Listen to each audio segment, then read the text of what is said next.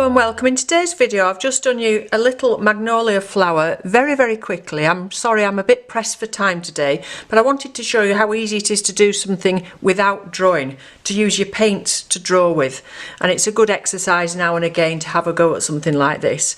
So there's a few things to remember. Firstly, have all your paint ready in advance. So mix your paints up and have all your paints of a similar consistency. So I've got 2 or 3 different reds and purpley colours here and a green, and then I added some yellow at the end. I did miss a little bit of video at the end. My card ended up quite full, my SD card, so I missed a little bit of this painting off the end, but basically just working wet into wet.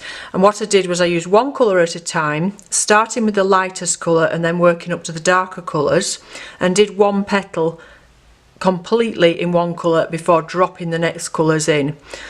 So with wet in wet, either have them all the same, or as it was with the yellow when we came to the end, have it a little bit thicker. If you put a weaker mix, a more watery mix as your second mix, you're going to end up with it very messy. So I've kept it very loose. The thing about working straight onto a dry paper, this is actually a mixed media paper, so it's not the greatest watercolour paper to be using, but it's just a little practice.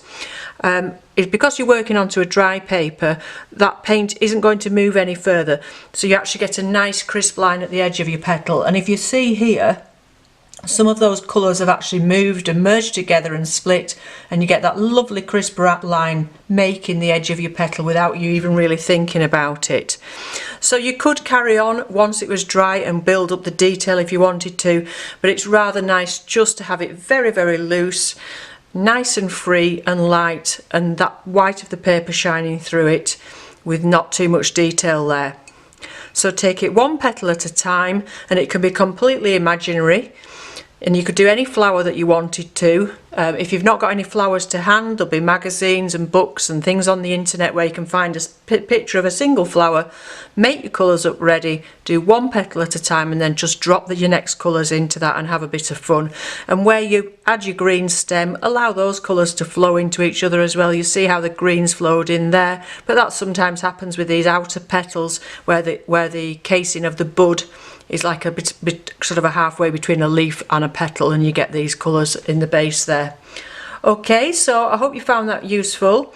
For those of you that enjoy working wet in wet with a watercolour, let me know how you get on with this in the comments below, and I'll be back again with you soon.